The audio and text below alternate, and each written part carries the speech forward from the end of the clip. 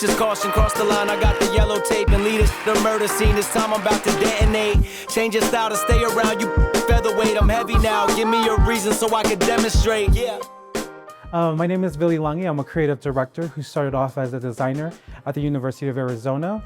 I am currently a stylist and I work as a concierge stylist with various artists and stylists who are working with their touring talent in different aspects in that.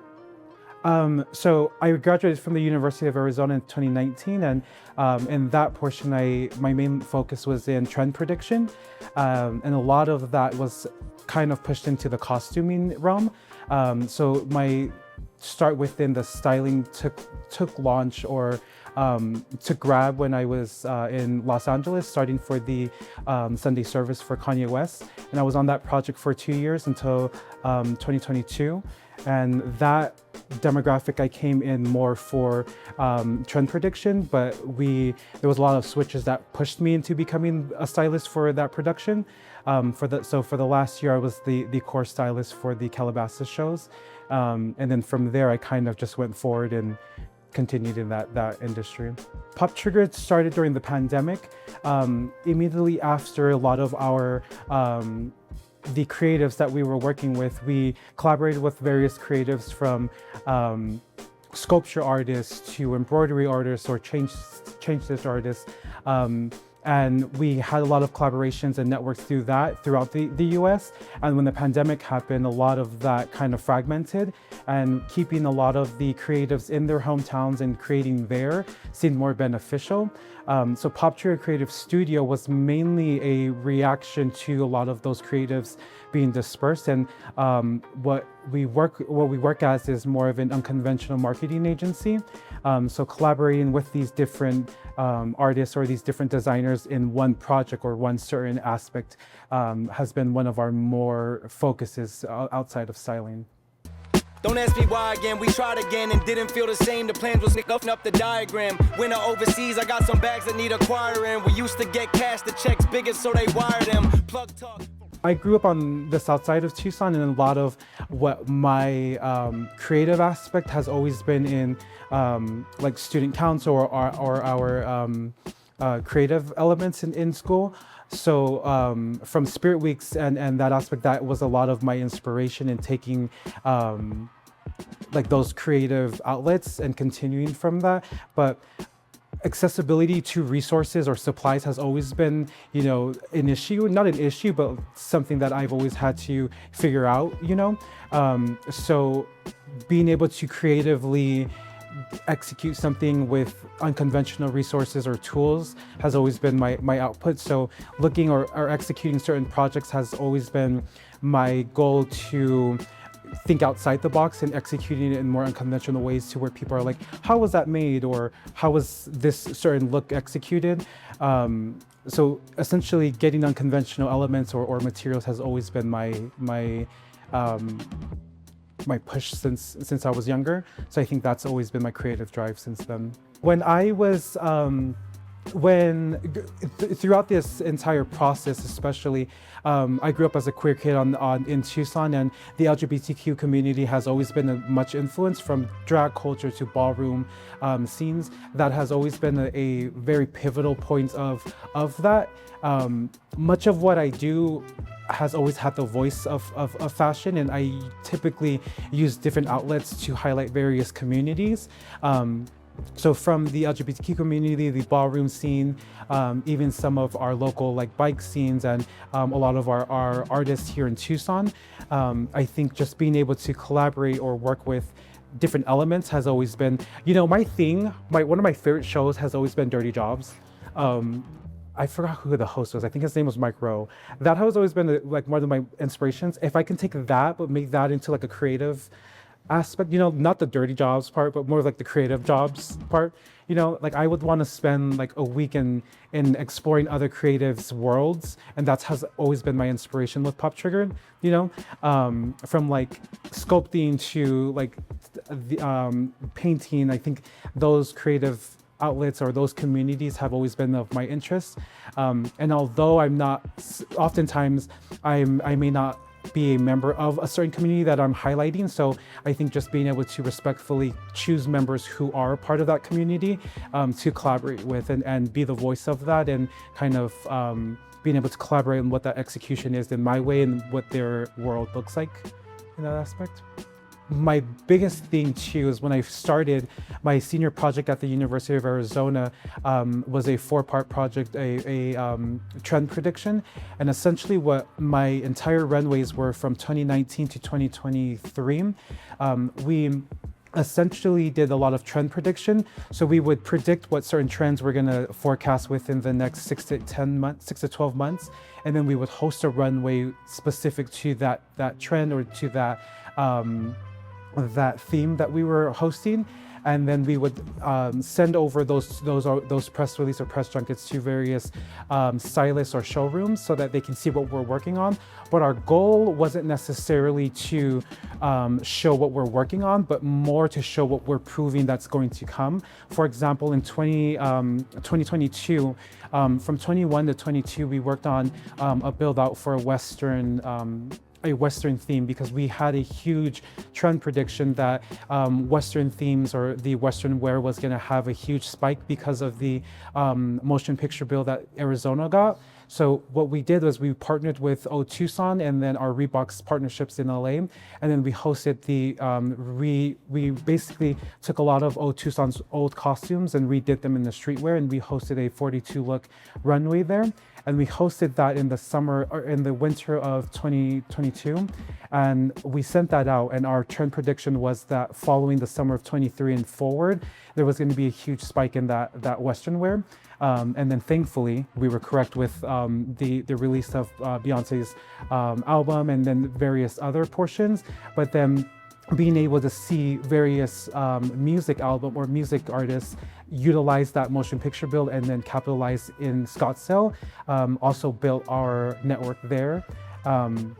But yeah, I think being able to pivot from what I created as a clothing brand in 2019 at the U of A to more of an unconventional marketing agency, because my background has always been in that trend prediction and that marketing, but using fashion and runways as the voice to that has always been my goal in Pop Triggered. So I hope that the pivoting in that aspect has communicated that too. Yeah, you know it's automatic. Yeah. Tell Trev leak the hard drive, I'm ever caught in traffic. Don't let a label milk my name, just get my mom to cash this. A new era, same pro, and I want all the static. I've been killing since some tours were static. Yeah. Even before we in the basement and recorded magic. Yeah. Who would've known? They know my name in South Africa. 15-hour flights, I land and then perform these ballads. One of my larger scale collaborators, I think that from starting, I first would say would be Cameron Parker. She was a stylist and a model here in Arizona and started off here. A lot of my work in the early years was actually styling women for the galas here in Tucson, Arizona. And then Cameron, who was one of those, actually opened up a lot of those opportunities for showrooms in Los Angeles and Scottsdale. So what a lot of the clients that reached out to were more Puerto Rican artists. So Mike Towers, Young Chimmy, and Hadis. Those were 3 Puerto Rican trap artists that I began working with in Los Angeles, and then we transitioned over to Miami. But some larger artists that I've worked with were Doja Cat for our Vivo music build-out. That was the Streets music video. We shot that in Los Angeles, and that was a really cool concept that we built out with several other designers for that picture. And some other artists that I've worked with were Megan Trainor in 2022 for 3 shoots in that portion, and then also 2 music videos in that element. And then, as I mentioned previously, one of my larger collaborations was for 3 years on the Kanye West Sunday Service project. And that first started off as set design and then moved into styling for the last year in Calabasas. What has made me successful, especially with touring artists, as a stylist, as a touring stylist, what I focus on as a concierge stylist is being able to work 2 cities ahead of their touring schedule, and then pulling a lot of pieces in those showrooms so when they arrive to those cities, it's available. My work style is a little unconventional in a way. So a lot of times what I do is I ask them if I can work with them on their current team without any changes for about 4 weeks to at least 2 months, because the goal is to at least be able to communicate their world, you know? Like as a stylist, I jump from client to client, right? And it's really important for me to be able to understand those clients' needs and those clients' worlds, because being able to balance from clients who are in galas or at TBS runways, or those clients that are in rapping in clubs, or, you know, havilas in Puerto Rico, being able to communicate those worlds, I think matters in how much time you spend with those clients and what world you spend with those clients, if that makes sense. Yep. So a lot of times what I'll do is making sure that I understand their world before I even inject what I want to bring to them. But a lot of times they also are at an understanding of where I am at creatively and stylistically with that, especially with marketing campaigns or styling campaigns, being able to balance those worlds. And I think a lot of them understand that I'm trying to balance a lot of the mainstream pop culture and the underground communities in that aspect. A lot of my independent work that I work with under Pop Triggered are a lot of A/B testing through those trend predictions, right? It's a little bit more costly for me to ask clients to take that risk, but for me to be able to host an event or a shoot that can undergo that, and then I can make those adjustments and go to them with that. That was one of the first lessons that I learned through some of the larger productions that I took on in LA. But thankfully, through Pop Triggered Creative Studio, obviously, I take lead throughout a lot of that. But with those larger projects, when I was first starting, thankfully, a lot of it was me learning under those various creatives and within their industry. So that was very interesting seeing too. My goal was just to be able to prove that I didn't necessarily need to stay within gowns and galas. And that has always been my goal within the last 2 years. It has been branching out of that and bringing more streetwear within that aspect without completely leaving runway and traditional fashion aspects for that industry. A lot of times, being able to immerse an audience within certain campaigns has always been difficult when you're working on a budget, right? So if I can confirm a venue or certain aspects that can immerse the campaign a lot better, then that has always been some of the driving points of those projects. Like our project with the Tucson Airport Authority, we had a huge airplane hangar for that, and to build a concept that makes sense to bring an audience there was a little difficult, but just being able to streamline it into a fictional airline makes that work. Or when we hosted our runways at Tucson, leaning into the cinematic production of the Westworld that Tucson used to helm, or even when we hosted at the Botanical Gardens and having that more specific to the floral element. And then we hosted one of our major runways. We usually host one runway a year for a nonprofit organization. And in 2023, we hosted our fall runway for Emerge. And the Emerge organization here in Tucson is for the domestic violence organization. And there was a huge neighborhood that one of the real estate owners had offered up for the runway. And stylistically, I don't know how we would have made that make sense, but thankfully it was around, it was before October, so we basically immersed that whole neighborhood into a fake Halloween runway. So essentially being able to work and accommodate to a venue or a space that can immerse our concept or our audience. I think community has been like a really triggered and overused word in the past couple of years, but I think Tucson has this underground network and community that has always been supportive. I had no background or industry within the fashion here in Tucson or anywhere growing up. And then when I first started, especially from 2019 to 2023, I had a lot of background support, not even in front realm for that. So we would go to various businesses trying to get sponsors in that aspect for runways, right? I think Tucson, I wasn't expecting to get support from various other communities. So the Block family, Rebecca Block and Kristen Block, who started the Buffalo Exchange here in Tucson, they were one of my hugest supporters when I first started. So I would go to various shops and then try to pull clothes and then loan it. So I would have to pay a portion and then return the clothes, or leave the what I paid for. So I think that Tucson has this really weird support system that various artists have or reach out, and it's less of a competition in a way, where I've recognized in other cities, in Los Angeles and in Miami, and even Atlanta when we transitioned there, the sense of competition has always been within what people say is community. But here in Tucson, I think it's a little bit more natural and less of a competition and more of a collaborative aspect and growing aspect, because I don't think I would have been where I am now without the support of the Block family, Lisa Frank, Sean Cho, and Waba Hair and Beauty, or even Slavi Robbie and that generation. I think they gave me a lot of access and that I didn't have here in Tucson. So yeah, hey, yeah, 100 grand popping out a rubber band. Never let them get the upper hand. You can't tax me if you don't catch me. Catch me in the field on the route like I'm Crabtree. I branched out backseat, just making them Aggie. You not a top G, bro, you going out badly. Pop the little tab, got me feeling like Bradley. A lot of the start of what my build out for Pop Triggered when it was a brand was Ryan Murphy's American Horror Story, and a lot of that he's done with that, and then also the Twilight Zone. So being able to watch those shows when I was little, and anthologies, and how they completely change every episode or completely shift themes every season, has always been an inspiration of mine. I was in student council in high school, and one of our biggest parts was Spirit Weeks, and I was always the one, I'm like, okay, let me choose the Spirit Week days, right?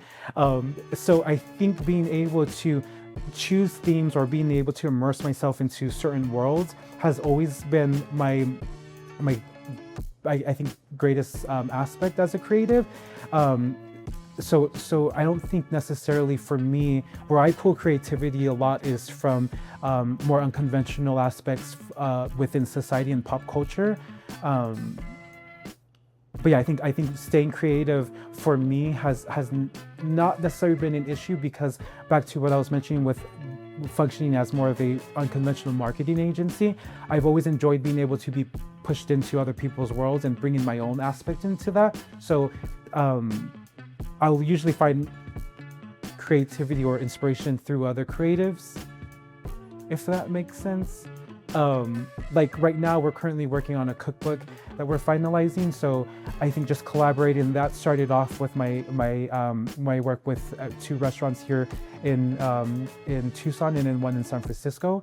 And I think that kind of opened up where being able just to jump into different worlds, but still keeping my voice in that, right?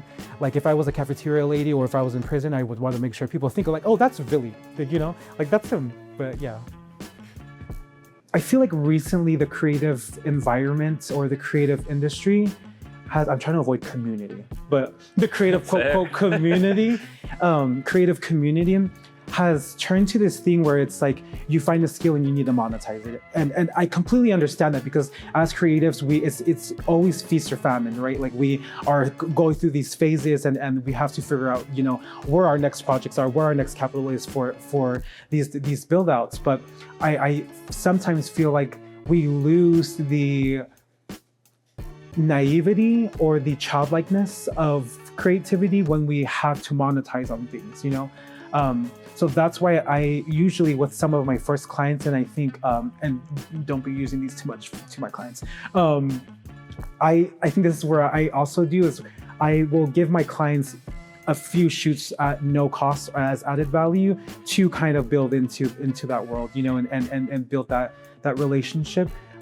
I think the next step of Pop Triggered Creative Studio would be launching full scale with everything. I think I've spent the last 4 years or so since the pandemic essentially A/B testing a lot of what I thought and didn't think worked in what I've learned. So my goal now is for 2026 to be the launch of a lot of what these campaigns have been. We've worked with a lot of... Pop Trigger started off as a clothing brand, and my interest and thrive in the marketing industry has been what kept me and what has fed me, for these years. And I want to make sure I don't lose that marketing aspect of it, right? And Pop Trigger Creative Studio now moving forward will completely focus on the execution of these marketing campaigns in the unconventional aspects for those two. And our two largest ones that we're finalizing for the spring of 2026 will be in Los Angeles for our Reeboks campaign, which will be revisiting some of our past projects for that part. But like I mentioned, previously, we've always focused on the fashion elements of things, but working with brands and using and teaching them how to use fashion as their voice in their campaigns has always been our goal. Working with venues or artists in creating their merchandising and how they can capitalize on their merchandising outside of those has always been something that we've built off of. And I think that's been a cornerstone for some of my main clients that I work with now. Mainly because my goal hasn't been there just to sell someone and leave, right? It's either been there to help them build their world for their tour or their merchandising and how to connect that to what they're working on. So my goal now and moving forward is completely focusing on the launch of Pop Trigger Creative Studio as a marketing agency that focuses on the unconventional execution. And what I mean by that is I've spent so much time in my world of print marketing and also fashion, to where we have helped so many other brands and artists in the past, right, launch their campaigns and their things and see that successful. And we've always worked on this buyout agreement to where we don't have to be recognized for the work we've done in those past campaigns. And I think now just moving forward, taking pride in those projects and those collaborations and being able to accommodate and bring what we think will work for these venues and how to accommodate those. We've worked with bars, and rather than hosting random events, they're hosting the underground event in their basement, right, or on their rooftop, or just capitalizing on their spaces that they already have, and being able to allow us to capitalize or collaborate with them in highlighting those in unconventional ways. Awesome. That's all I have for you. I don't know if you have anything else that you want to add. No, I think I'm good. But otherwise, I appreciate you doing this. Thank you so much. Thank you.